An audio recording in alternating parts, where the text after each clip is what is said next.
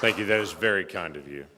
I did have a long trip in. I may be the only one that had a longer travel time in than my Palestinian friends that came in through all the checkpoints and such to be able to come.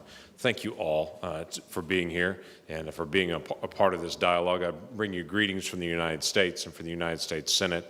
And from all of us, they have a great investment and desire to be able to continue to see our friends around the world continue to prosper.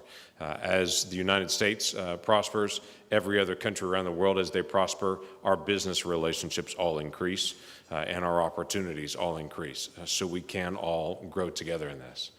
It is a key aspect for us that no matter who you are, you watch out for your own family and for your own kids. I have two daughters. They're now 22 and 18. My wife and I are officially now what we call empty nesting, where they're out of the house and living on their own, but they're exceptionally important to us.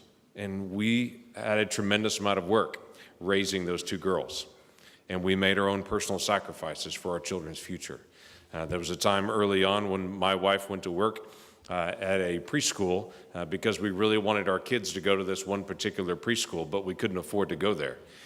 So she stepped aside to be able to work at the preschool, to be able to get a discount so that our kids could actually attend that preschool as well. There's sacrifices that we make for our kids and things that we do because we want them to have the best possible opportunity. The remarkable thing is the conversation today is what are we going to do together to be able to help our kids have a greater future? What's this going to look like 50 years from now? What will this look like 70 years from now? How will our kids have greater opportunities? What decisions do we have to make to be able to do that together? And sometimes in the world of politics, it moves exceptionally slow. I can testify to that personally, that sometimes things move exceptionally slow. But I live in a state called Oklahoma. In Oklahoma, if you know where it is, we often, when we're outside of the country, we'll have people say, I don't know where Oklahoma is. I'll say, it's next to Texas. And they'll go, oh, I get it. It's next to Texas. It's right in the middle of the United States. And it's in the area affectionately known as Tornado Alley. There are more tornadoes that come through that part of the United States than anywhere else in the country. So for those of us that live in Oklahoma, when a big tornado and a thunderstorm comes through, we go out on the back porch and we watch it all come through. Everyone else in the country is terrified of them. We know it's just weather. Now they're terrifying and they're powerful, and in the areas where they land, they reap great destruction. What we've noticed, though, as neighbors, is that when a tornado comes through and when a really particularly bad thunderstorm rolls through, government will get there eventually to help. But the first people to help are our neighbors. And when a big tornado rolls through, no one runs down the street and asks first, are you a Republican or a Democrat? No one does that. We're a neighbor. And neighbors help first. And eventually, government gets there. But it's always neighbors that help neighbors. It's remarkable to me how many relationships that I know around storms.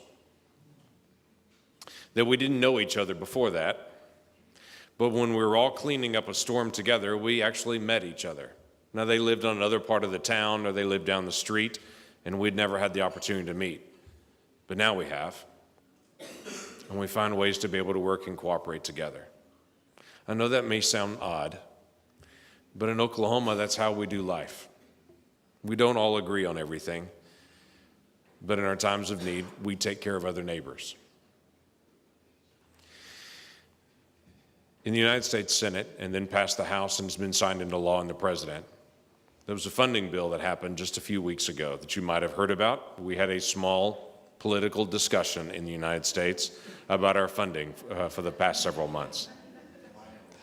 But when it was finished, there were a lot of different elements that were in it. One of the elements that was in it that I fought for months was to include language to be able to make sure that in our aid that comes into this region from the United States, that our aid also includes engagement in business development. That when Palestinians and Israelis work together, we help in that.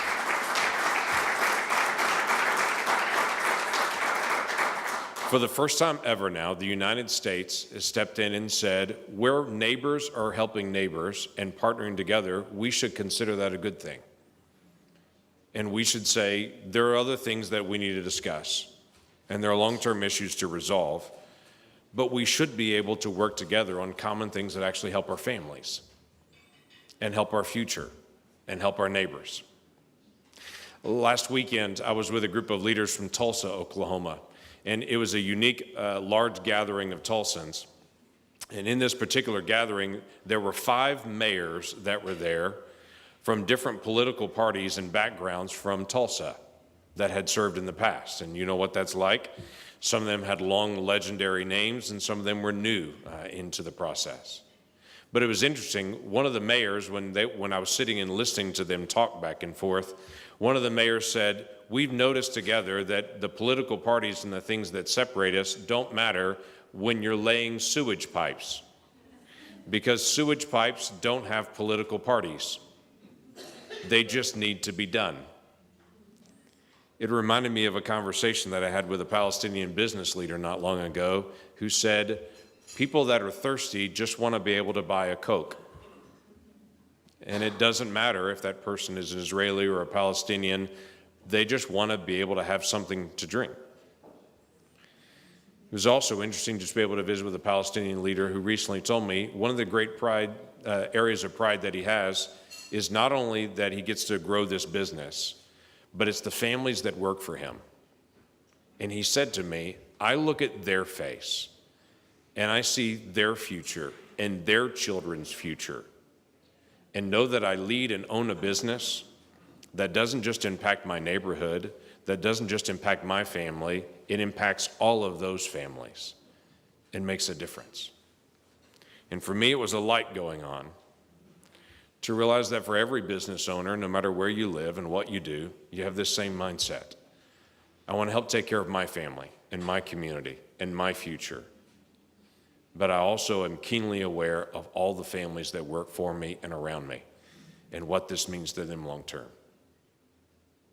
We as Americans have our own challenges in this. As has already been brought up, the issue of race is still an area we're not resolved in America. We have more work to do. We've come a very long way on the issue of race, but there's still work to be done. But it's also interesting to note, just generationally, how things shift and how we work together.